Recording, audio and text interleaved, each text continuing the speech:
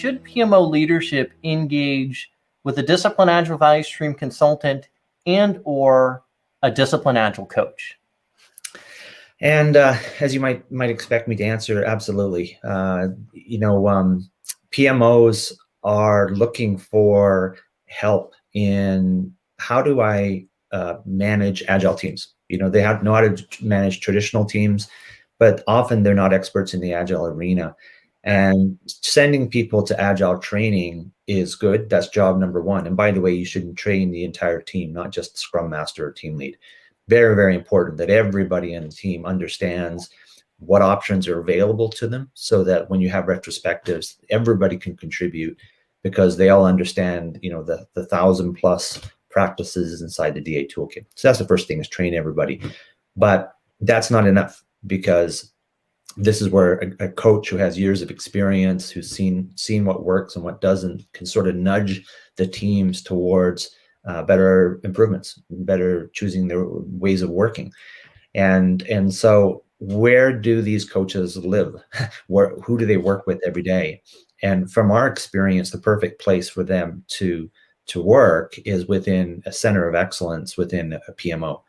A center of excellence versus a community of practice. And by the way, I'll just say a lot of people don't understand the difference between those two things, a center of excellence and a community of practice, what Spotify calls a guild, by the way. And I kind of like that term, guild. A community of practice, or a guild, is a set of people who have a common interest that want to get together periodically to discuss their ways of working, what they've learn from each other, and then take it back to their teams potentially. So it's a two-way exchange of information. They're typically part-time staffed, so it's just one of my biweekly meetings that I have, but it's not my full-time day job. And they typically go on year after year after year. They could be aligned to a discipline like project management, team leadership, or being a scrum master. It could be around technical practices like automated testing, or I've seen centers of community practices for architecture owners.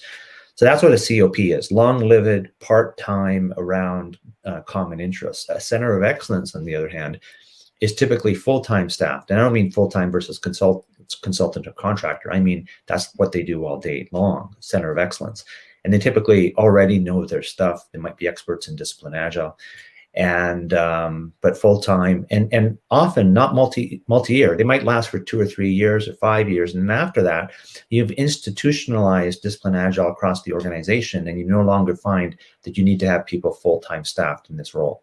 But clearly, the important point is that one of the reasons that agile fails in organizations and doesn't have long-term sustainable benefits is because people don't invest in that coaching.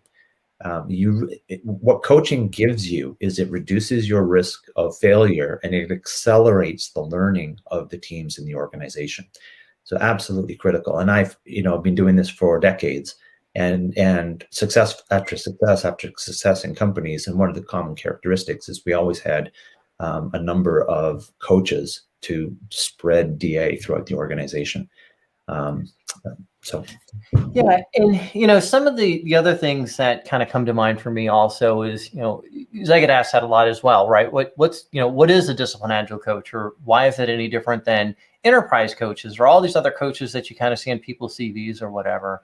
And what I like to also bring into that is, for a discipline agile coach, they're going to understand what is oftentimes considered an agile way of working, which is iterative based, right? Iterations or sprints or whatever we want to call our time boxes.